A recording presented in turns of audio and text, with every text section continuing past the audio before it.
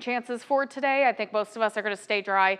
And again, that sunshine just beating down. We have a heat advisory, no surprise here, starting at noon, and that's going to last until 7 p.m. And that's when we're likely going to see heat index values start to get to the mid 90s and get to around 100 to 105 degrees for the afternoon. So that's going to be, again, the main concern for today is, again, just watch yourself if you're going to be outside this evening. Take frequent breaks. Of course, hydrate, hydrate, hydrate.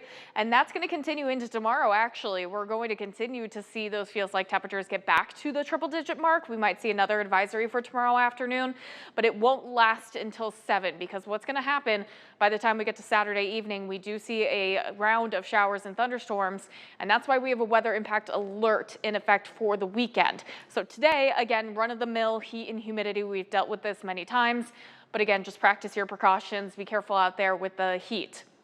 As we get into tonight, temperatures are going to be in the mid 70s, continuing to see the southerly winds, and that continues to pump in the moisture. Now, with these hot temperatures, it allows the atmosphere to really grab on to a lot more moisture. It can hold more water.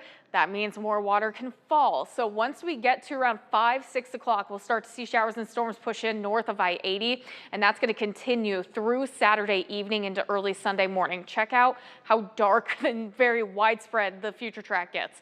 It's going to be a lot of heavy rainfall. By the time you wake up Sunday morning, however, it does look like most of it's going to be pushing south of the area. Maybe a couple of leftover showers to get through, but it should be a drier day by Sunday, and also should feel a little bit nicer temperature-wise. For Saturday, too, counting with those heavy storms, or I should say the heavy rainfall, we do see some gusty winds potentially, especially for areas along Highway 30 and pointing off to the north. The rest of us in a level 1 out of 5 threat. So again, it's a low-end threat when it comes to those storms tomorrow. I'm more concerned about the flash flooding concerns as we get into tomorrow evening.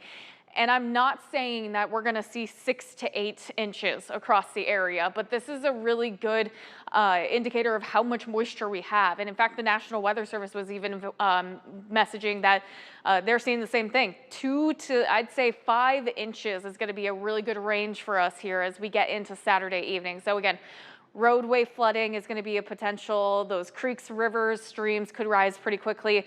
We'll keep a close eye out on it for you. Of course, we'll give you those updates as we continue to monitor them through the day today and going into tomorrow morning.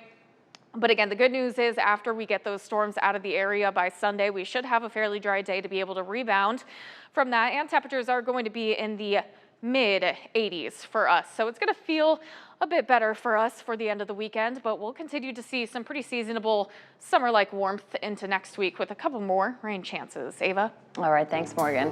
Well, weather